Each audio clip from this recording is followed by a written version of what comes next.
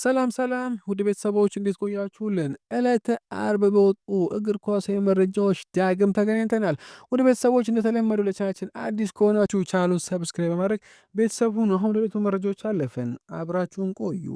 አርጀንቲናው ጁሊያን አልቫሬስ የእግር ኳስ ህይወቱን ለማሳደግ በ2026 አትሌቲኮ ማድሪድን መልቀቅ እንዳለበት ወስኗል። የባለፈው ዓመት የአትሌቲኮ ውድቀት ክለቡ እንዲለቅ እንዲያስብ አድርጎታል። ባርሴሎና አልቫሬዝን ለማስፈረም ከሚፈልጉት ቡድኖች መካከል ቀዳሚው እንደሆነ ስፖርት ዘግቧል።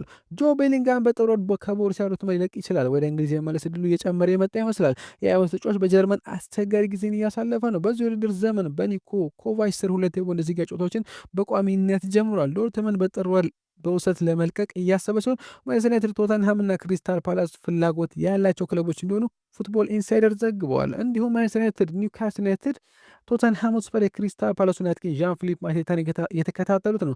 ፈረንሳዊ አጥቂ የእግር ኳስ ህይወቱን ወደሚቀጥለው ደረጃ ለማሻገር ሲል አዲስ ውል ላለመፈረም መርጧል። የአጥቂው የአሁን ውል 18 ወራት ብቻ ሲቀሩት ማቴታ በ40 ሚሊዮን ፓውንድ አካባቢ ሊሸጥ ይችላል ተብለዋል። ሮበርት ሌዋንዶስኪ ባርሴሎና ውሉን ካላራዘመለት በሚቀጥለው ክረምት ወደ ማንቸስተር ዩናይትድ ሊዘዋወር ይችላል ተብሏል። ሩበን አሞሪም ሌዋንዶስኪን አሁንም ለቤንጃሚን ሼሽኮ ተፎካካሪ አድርጎ መምጣት ይፈልጋል ሲል ዴይሊ ስታር ዘግቧል። የባርሴሎናው የቀድሞ ካፒቴን ቴር ስቴገን በሜዳ ላይ ልምምድ መጀመሩን ጄራርዶ ሮሜሮ ተናግሯል። ማርከስ ራሽፎርድ በባርሴሎና መቆየት ይፈልግ እንደሆነ ሲጠይቅ እንዲህ ሲል መልሷል። አዎ በእርግጥ በዚህ ክለብ ራሴን እያዘነ ነው። ባርሴሎና በዚህ ስፖርት ታሪክ ውስጥ ካሉት ዋና ዋና ክለቦች አንዱ ነው። በባርሴሎና መጫወት ለአንድ ተጫዋች ክብር ነው ብለዋል። ቤን ጃኮብ ስለ ጆሹዋ ዚርክሲ ጠይቆ እንዲህ ብለዋል። ጆሹዋ ዚርክሲ በጥር ማንቸስተር ዩናይትድ የመልቀቅ ተጨባጭ ዕድል ያለው የተጫዋቹ አመለካከት ልክ እንደ ኮቢ ማይኖ ለኔዘርላንድ በዓለም ዋንጫ የመጫወት ዕድልን ለማሳደግ በውሰት መውጣት ይፈልጋል። አሁን ማንቸስተር ዩናይትድ ይህንን ይፈቅድ እንደሆነ መመልከት አለብን ብለዋል። ቲም ቶልክ ባወጣው ዘገባ መሰረት የኤቨርተኑ የከፍ መስመር ተጫዋች ኢሊማን ዳይ በአውሮፓ ውስጥ በሚገኙ በርካታ ታላላቅ ክለቦች የዝውውር ኢላማ ሆኗል። ጁቬንቱስ፣ ኤሲ ሚላንና አትሌቲኮ ማድሪድ የ25 ዓመቱን ተጫዋች በቅርበት እየተከታተሉ ሲሆን ቶተንሃምና ኒውካስትል ዩናይትድም የተጫዋች ሁኔታ እየተመለከቱ ነው። የመርሲሳይዱ ክለብ ቁልፍ ተጫዋቾቹን ለማቆየት ስለሚፈልግ የሚመጡ ጥያቄዎችን ላለመስማት ይፈልጋሉ ተብሏል። እንደ ቢልድ ዘገባ ከሆነ የቦሩሲያ ዶርትመንዱ አጥቂ ሰርሁ ጉራሲ በየዓመቱ ዋጋ የሚቀንስ የ50 ሚሊዮን ዩሮ የውል ማፍረሻ አንቀጽ አለው። ሆኖም ይህ አንቀጽ የሚሰራው ሪያል ማድሪድ፣ ባርሴሎና፣ ማንቸስተር ዩናይትድ፣ ማንቸስተር ሲቲ፣ አርሰናል፣ ቼልሲ እና ሊቨርፑልን ጨምሮ የተመረጡ የአውሮፓ ክለቦች ብቻ እንደሆነ ታውቋል። ከዚህ ዝርዝር ውጭ ያሉ ቡድኖች ዶርትመንድ ከ29 ዓመቱ አጥቂያቸው ጋር እንዲለያይ ለማሳመን 80 ሚሊዮን ዩሮ ማቅረብ አለባቸው። ባርሴሎና በተለይም ተጫዋቹ ላይ ፍላጎት እንዳላቸው ይታመናል። ሁለቱ የእንግሊዝ ክለቦች ቼልሲ እና ቶተንሃም ሁለቱም የጁቬንቱስ አጥቂ ዱሳን ቭላሆቪች እና የፖርቶን ሳሙ አጌሆዋን ለማግኘት በሚያደርጉት ጥረት በለንደን ተቀናቃኞች መካከል ሌላ የዝውውር ፉክክር እንደተከፈተ ቲም ቶልክ ዘግቦታል። የዌስትሃም ዩናይትድ አሰልጣኝ ኑኖ ስፒሪቶ ሳንቶ አዲስ አማካኝ በጥር ለማስፈር ይፈልጋሉ። የዌስትሃም ዩናይትዱ ኮቢ ማይኖ፣ የቼልሲ አንድሬ ሳንቶስን፣ የጂኖውን ሞርታን ፍሬንድሩፕን እንደ ትልቅ ኢላማ ለይተው እንደሚመለከቱ ጊቭ ሚ ስፖርት አስነብበዋል። ሪያል ማድሪድ የ21 ዓመቱን የሪቨር ፕሌት ተከላካይ ላውታሮ ሪቮሪን ለማስፈረም ከማንቸስተር ሲቲ ጋር የተፎካከሩ መሆኑን ዲፌንሳ ሴንትራል ዘግቦታል። ኤሲ ሚላን የሪያል ማድሪድ አጥቂ ጎንዛሎ ጋርሲያን ለማስፈረም አሁንም ፍላጎት አለው። ሚላን ወጣቱን አጥቂ እንዲቀላቀለች ለማሳመን የሉካ ሞድሪችን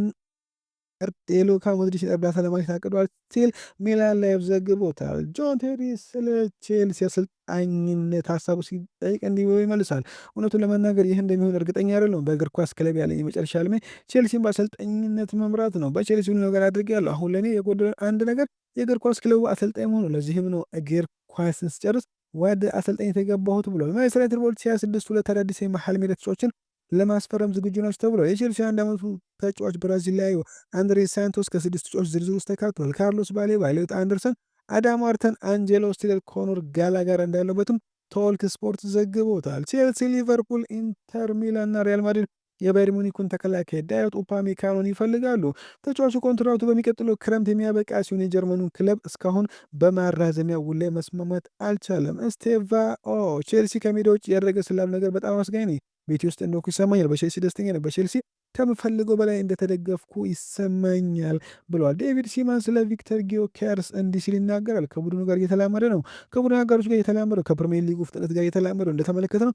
ጊዮኬርስ ትንሽ የአካል ብቃት እንቅስቃሴ ማድረግ ይወዳል። ስለዚህ ጊዜ ስጡት፣ የተሻሻለ ነው። ተጨማሪ ግቦች እንደሚወጥ እርግጠኛ ነኝ ብሏል። ከጥቂት ሳምንታት በፊት ጆርጌ ሜንዴስ ከሴባስቲያን ከሄል ጋር ስለ ካሪም አዴሚ የውል ማርዘሚያ ለመነጋገር ወደ ጀርመን እንዳቀና ይታወሳል። ከሄለንና ሜንዴዝ በጣም ጥሩ ሁኔታ አላቸው። ድርድሮች የተካሄዱ ናቸው። እናም ዶርትመንድ አዴሚ ከ2027 በኋላ ውሉ እንደሚያራዝም ተስፋ አላቸው። እስካሁን የመጨረሻ ውሳኔ እንደሌለ ስካይ ስፖርት ጀርመን አስነብበዋል። የመርሲሳይዱ ክለብ አሰልጣኝ አርኔ ስሎት የቡድን መስመር ተከላካይ ጀሬሚ ፍሪምፖንግ በጥሩ ሁኔታ ላይ አለመሆኑን ገልጿል።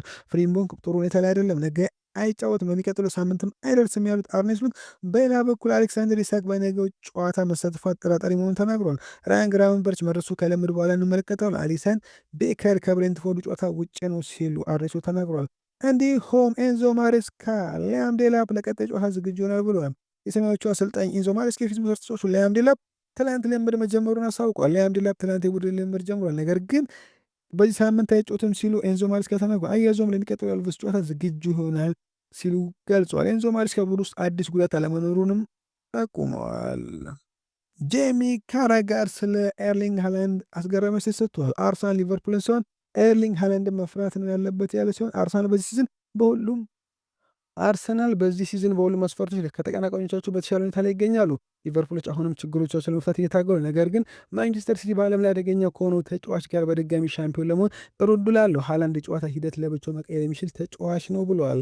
ራፊኒያ እሁድ ከሚደረገው ኤል ክላሲኮ ጨዋታ ውጭ መሆኑ ተረጋግጧል። ትሬንት አሌክሳንደር-አርኖልድ፣ ዳኒ ካርቫል፣ ዲያን ሃውሰን እና ዳኒ ሴባስ ሁሉም ለኤል ክላሲኮ ደርቢ ዝግጁ ናቸው ተብሏል።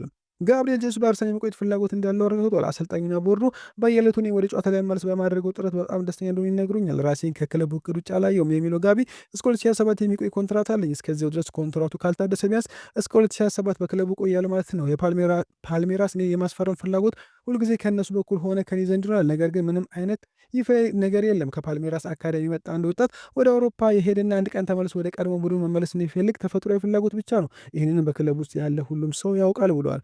ውድ ቤተሰቦች ለዛሬ የነበረ ቆይታ በዚያ በቃ። መልካም ምሽት።